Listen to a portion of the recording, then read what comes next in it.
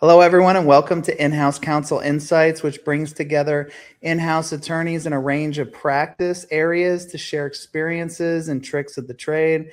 I have a really awesome guest for you today in a really cutting-edge industry, which is AI.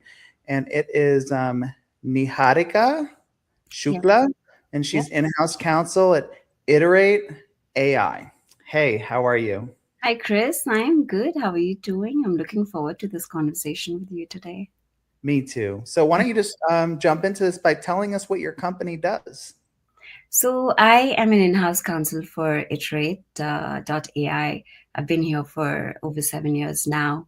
We we focus on helping enterprises adopt private AI, meaning AI that runs securely in your environment, your firewall. So rather than on open public platforms. So that's the core product we offer. And that's really important. And I think about it like a sandbox, creating your own sandboxed AI within your organization to keep everything confidential and proprietary, Yeah. which in the beginning, I always thought about it like for generative AI. So our customer information doesn't get out there, so lawyers don't have to worry about it as much. But I also think it's probably way more important for agentic AI because you're actually connecting your systems and your processes and your workflows and all the information of the company. So let's talk about the two. I don't even think we need to go into the difference for the two because I mean most of our listeners are really educated and they understand the difference between generative AI and agentic AI. Why don't you break it down between the two and tell us how you're seeing it impact in-house legal departments today? So I like to explain AI the way most people understand electricity. Okay, it's uh, it's like electricity can power your home or trip a breaker if the wiring's bad. Okay. So the difference isn't the power, it's how it's been set up. So Mm. setting up the framework, the structure, that's important. So like you said, generative AI, it recognizes kind of patterns and produces output. But the evolution now is the agentic AI, what we are seeing, and everybody's talking about it, and how you can create your own framework and a structure how you would want, right? That fits best in your environment with the kind of people you have or the kind of workflow you have, right? And of course, you can define guardrails, extracting key terms into your systems, especially when you talk about, let's say, in-house legal framework, right? Let's say comparing agreements into internal playbooks, routing approvals, moving workflows automatically. Let's say you receive something from Slack, something from Gmail. It kind of you can connect your let's say you can connect with your sales team. All of those things have a simple contract. Let's say when it gets executed, it automatically gets routed to Mhm. your accounting team, and then they Right. can look after the whole billing. So yeah, like electricity, the whole value depends, I believe, is on the setup with strong governance, security, human oversight, which is very, very, very important. I like to always emphasize on that. AI powers legal teams in house and, of course, law firms as well, right? Just to be faster, more proactive, But yes, it has to be with the right kind of structure, or else it can create risks. Tell us about the iceberg you were telling me about before we started recording.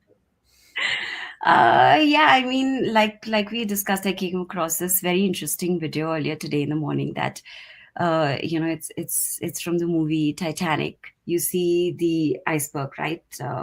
Which is extremely small, above the sea level. It's Mhm. that's AI, but below that is a huge iceberg which we all don't see. We see, okay, it's AI, it's helping us, but beyond the water surface, there's human management, there is expenses, cost, there is governance that kicks in. There are, of course, with the whole AI laws that's coming in. So there are so many things that come in that you don't see. Actually, you're just like, like for instance, Claude, Chat GPT, they're just $100 to $200 right now, but Yeah. then there's a lot that goes into place. So yes, AI is powerful, but then there are a lot of other things like this, like I said, below the water surface that makes that is, yeah, that you don't see. So, I mean, I don't think many people are going to disagree that there will be some displacement in the job market, but do you think that there's going to be as much displacement of that human capital as some of the actual, programs like Claude and ChatGPT are predicting? I mean, right now, a lot of them internally are coming up with their own agentic workflows. Of course, they're using at the back end, they're plugging in or with all kind of APIs, right? That could be ChatGPT, Claude. But like coming back to what we do at Iterate, this is private AI. That's extremely important. It's in your firewall. You can build up anything. You use the platform. You come up with your own structure, your own framework, and then however you want. Right? It's like our CTO says. It's like Lego. It's like a Lego set.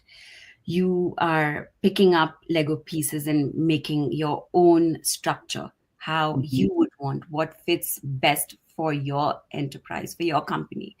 So, as far as costing is concerned, I, I don't know. Again, it varies. It could depend on what kind of, what the business is and how much of it you need. Uh, yeah, but yeah, it's subjective and kind of. I've given this a lot of thought, and I am building agentic AI within the firm now. And Yeah, I've had SOPs, standard operating procedures, for a very long time. And most business owners that are pretty involved with the company harp on SOPs, standard operating procedures. And the way that I've thought about this is, if you can build an SOP around it, that's probably the lowest hanging fruit for agentic AI. That's what it would do. Like essentially what you said. Contract gets executed, instead of me having to like download a copy and send it to accounting and whatever, it yeah, just does it automatically. It's yeah, something that like a virtual assistant could do. yeah. Following a standard operating procedure. Yeah, I mean, we internally here as well, right? I use, there are some fantastic AI tools, okay? And I also personally believe right now we need to be exploring and leveraging them. Why not, right? We ourselves here at it, right? I mean, I use CLM, I use equity management tool. Then there is, of course, tools that are shared between legal and HR, and tools that are shared between legal and accounting. But there is, nothing that's all co-linked. And probably, let's say, like we discussed, if I have a contract that's come in and it talks about compliance and security requirements, I could just loop in security, or it could automatically, the agentic AI, or it could automatically just go back, check our policies, the SOC or the compliance we have in place, the security policies we have in place, and automatically, kind of just flag out the language or whatever. Let's say we don't have. If we don't, okay, so here is the alternative you could put in. Things like that. So that's where agentic AI is um, stepping up. And let's switch gears a little bit. We'll end this AI topic about generative AI. I assume it's made your life easier in some respects, but has it made your life harder in other respects when you're doing contracts and things like that? Yeah, because I've still not come across any tool that, generative AI is what you put, and then eventually the Mhm. output, what you get, right? Right. So I don't know. It depends. The intent, the risk appetite, what you want, still needs to be fed in. Of course, the whole language and all of that uh, um, is helpful. But yeah, I mean, I've still not seen something that's as powerful. But yeah, I wouldn't be surprised because it's evolving every single day, and there's so much that's coming up. Even for law firms, I've seen there are tools that's specific, right? Business specific, for instance.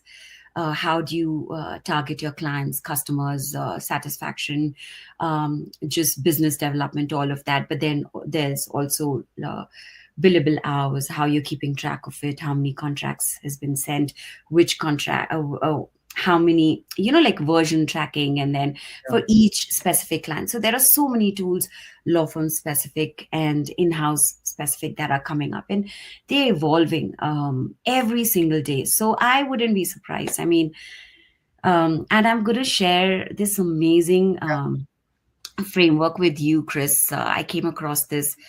I just came across this amazing screenshot of uh, all the legal operations or legal tech platforms that are there right now, and the top ones, and it's amazing. It's very interesting. I'll share that with you separately. Okay, I would love that. I would love that. I'm seeing in my practice, and I know it's the same for you. Typically when there's a deal, the business people negotiate the commercial terms of the deal, and then they send it over to the lawyers to review it and finalize. I've noticed now that everyone's using generative AI that the deal terms are getting more complex, which makes more work, not less work for me, because now I'm doing more complex contracts with more amendment addenda and more pages and more nuances. Are you seeing that too? Yes, absolutely. Like I said, the tip of the iceberg and Yeah. the huge iceberg below it. Yes, absolutely. Of course, it's helped us, but even with the new evolving governance and AI laws that are kicking in, right? You have to keep in mind consumer rights, and then there are plenty other things that are coming up. Of course, you see the language and content in black and white, but then you want to also make sure that while you are providing what you're providing for your customers, you want to make sure that they also understand the risk appetite and everything around it, and you want to make sure we collaborate on that, right? Keeping in mind the new AI laws that are coming in. Right. I mean, we only had laws around data because, of course, like HIPAA, GDPR, CCP, all of that. So you had DPA and then privacy addendums, but now with AI, you have AI riders, AI addendum, and then the security laws kicking in, then different kind of insurance that kicks in. There's so much. And then they're all detailed. They're like 10, 11 pages each. And, for a very simple engagement. So, yeah, there's. That's fun. So with that, and when some respects there being more work, some respects less work, some respects more work. I don't know on balance what that equals, but how do you manage work-life balance? Being an in-house attorney, and having a life too. Yeah, I mean that's tricky, right? But I believe life isn't a problem to solve; it's a journey to experience, right? So you have to enjoy your work. Yes, there are days where I think work is like season. Some days are calm, some days are like madness. I like to lean in on those days where I'm required. It could be late nights, it could be working on weekends, and there are days where it's calmer, and those are the days I like to kind of sit back, learn, just uh, just that's where the balance comes in. I have two kids, so balance isn't a choice, it's a responsibility for me. I Yeah. have to make sure that's done appropriately. And I think we should all have fun. Yeah. Work should also be fun. You have to enjoy it. Love what you said. And two things I'm going to drill down on a little bit. One was enjoying the journey. So that's very like a mindfulness Yeah. perspective of, there's no end. It's like we're very like solution focused. Yeah. But it's like, look, that's life. You're in the journey, enjoy the journey. And Yeah. then, the other thing was the seasons. I love that. 'Cause I think that's just one of the laws of the universe is Yes. seasonality. Yes. And there's always a winter and there's always a spring. It's inevitably going to happen. So that's life too. So Yes. I really Yes. love that perspective. And I've got an amalgamation of both working in a law firm and as an in-house counsel, right? So I see that as a strength because that's what's shaped me how I approach work. In law firms, it's fast, it's intense. Of course, it's here as well, but it all builds, discipline and just stamina and yeah. So it's a different rhythm. Right. And so with that different rhythm, that's a good point. Would you give any recommendations for anyone that's outside counsel now and they're looking to go in-house or they're about to go in-house about the difference in the rhythm and how to manage that? Yeah, I would say pivot fearlessly. Going in-house isn't just a job change, right? It's a whole mindset shift. You move from being an advisor to being, like a strategic partner. Mhm. And you start thinking about how you want to make something happen for yourself, for the company. You feel a part of the business. It's you want to understand the framework of the vision, the mission of the company, the products, all of it. You are understanding privacy, governance, insurance. There's operational efficiency. It's not just about redlining and then just the number of hours. Right. It's beyond all of that. It's understanding your your founders, your company, the team, the strength that you all bring in together. It's this whole collaboration, the energy that you're all bringing and running with it. And you can tell And that you go ahead. yeah, and of course, with AI in the picture, you have leverage. So, I Right. like to say use it, and if used wisely, it kind of amplifies your impact. And if it's used blindly, it could be critical or, yeah, risky. That's great. And I can certainly tell that you're super knowledgeable about your organization. You're all in, and that's what it takes to be successful in an in-house legal department. You walk the walk and talk the talk, and I really appreciate you joining us today and talking about these topics and sharing with everyone. Thank you. Thank you for having me, Chris. It's amazing. And by the way, amazing job. Kudos to you. Oh, Uh, I really like what you're doing. So keep inspiring us all, you know, so uh, much. hustling. So, yeah, I look forward to many, many more conversations. Likewise, likewise. Thanks again. Thank you, Chris. All right, bye.